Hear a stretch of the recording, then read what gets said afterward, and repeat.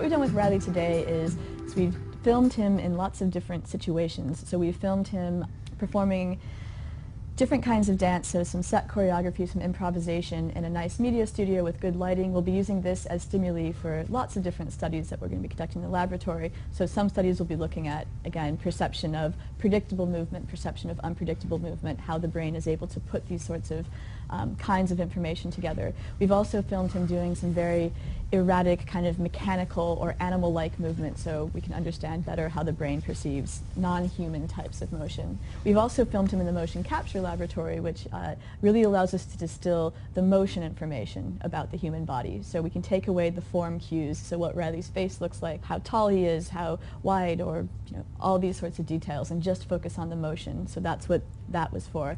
And now we've scanned Riley's brain, and the idea here is that we're quite interested in what the professional mover, the professional dancer, is seeing when he sees himself moving in very complex ways, whether he's happy with that movement or not happy with that movement, and what the different contexts are. We've looked at dancers' brains before, but we're definitely expecting to see a rather different representation of movement perception in Riley's brain, as he's been dancing professionally for nearly a decade, over a decade now, and that sort of experience will certainly shape his brain, not only anatomically but functionally as well.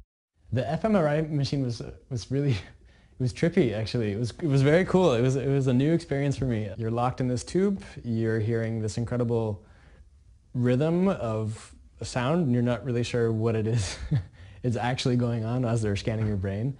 But you're laying there very still, and then suddenly this video of yourself pops up, and you're just watching yourself dance, and you're sort of thinking, oh my God, what should I be thinking about, or what am I thinking about, and what am I noticing? And you just sort of cycle through all these different thoughts.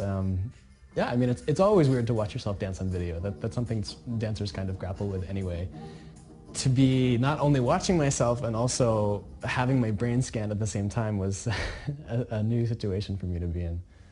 I've never had the opportunity to work like this in my career before, and just the fact that there's this interest in how the arts and the sciences can work together from lots of different angles. This is obviously just one way that this can happen. We have a professional dancer who's interested in the brain. We have a brain scientist, myself, who's interested in very complex motion and movement like dance. And together we're trying to come up with questions that make sense from a scientific perspective as well as from a dance perspective, so that we can mutually inform both fields. But this field's very much in its nascence, and it's kind of early days, but it's exciting work.